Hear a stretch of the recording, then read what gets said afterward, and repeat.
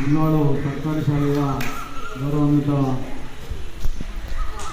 ಪ್ರಾಂಶುಪಾಲರೇ, ಶಿಕ್ಷಕರೊಂದಿಗೆ ಹಾಗೂ ಈ ಒಂದು ಕಾರ್ಯಕ್ರಮವನ್ನು ತನ್ನ ವೈಯಕ್ತಿಕ ಹಣದಿಂದ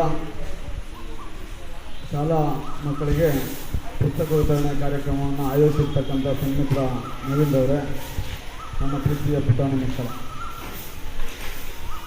ಮಕ್ಕಳೇ, ನಾನು ಸಹ ಸರ್ಕಾರಿ ಶಾಲೆಯಲ್ಲಿ ವಿದ್ಯಾಭ್ಯಾಸವನ್ನು ಮಾಡಿ ಸಣ್ಣನಲ್ಲಿ ಸರ್ಕಾರಿ ಶಾಲೆಯಲ್ಲಿ 1ರಿಂದ 4ನೇ ತರಗತಿವರೆಗೆ ಹಾಗೂ ಹೊರಗಡೆಯಲ್ಲಿ ಸರ್ಕಾರಿ ಶಾಲೆಯಲ್ಲಿ 5ನೇ ತರಗತಿಯಿಂದ 7ನೇ ತರಗತಿವರೆಗೆ ಹಾಗೂ ಕೆಂಗೇರಿ ಸರ್ಕಾರಿ ಶಾಲೆಯಲ್ಲಿ 8ನೇ ತರಗತಿಯಿಂದ 10ನೇ ತರಗತಿವರೆಗೆ, ಸರ್ಕಾರಿ ಕಲಾ ಕಾಲೇಜಿನಲ್ಲಿ ಪ್ರಥಮ ಮತ್ತು ದ್ವಿತೀಯ PUC ವಿದ್ಯಾಭ್ಯಾಸವನ್ನು ಮಾಡಿರ್ತಕ್ಕಂಥವನು.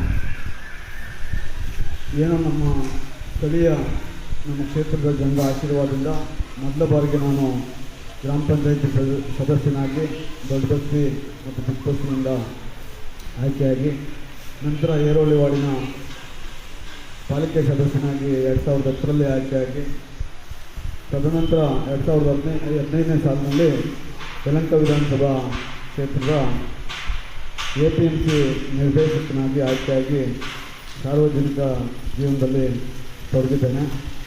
ಹಾಗಾಗಿ ಏನು ಇವತ್ತು ಶ್ರೀಮಂತರ ಮಕ್ಕಳು ಒಳ್ಳೊಳ್ಳೆ ವಿದ್ಯಾಸಂಸ್ಥೆಗಳಲ್ಲಿ ವಿದ್ಯಾಭ್ಯಾಸವನ್ನು ಮಾಡ್ತಾರೆ, ಬಡವ್ರ ಮಕ್ಕಳು ಖಾಸಗಿ ಶಾಲೆಯಲ್ಲಿ ವಿದ್ಯಾಭ್ಯಾಸ ಮಾಡಿಸಲಿಕ್ಕೆ ಪೋಷಕರಿಗೆ ತುಂಬ ಕಷ್ಟ ಆಗ್ತದೆ. ಬೆಂಗಳೂರು ನಗರದಲ್ಲಿ ಮನೆಗೆ ಬಾಡಿಗೆ ಕಟ್ಟಿ ಕೂಲಿ ಮಾಡಿ ಬಾಡಿಗೆ ಕಟ್ಟಿ ಖಾಸಗಿ ಶಾಲೆಯಲ್ಲಿ ಓದಿಸುವಂಥ ಶಕ್ತಿ ಇರೋದಿಲ್ಲ. ಹಾಗಾಗಿ ಸರ್ಕಾರಿ ಶಾಲೆಗಳಿಗೆ ಮಕ್ಕಳನ್ನ ವಿದ್ಯಾಭ್ಯಾಸಕ್ಕೆ ಸೇರಿಸ್ತಾರೆ.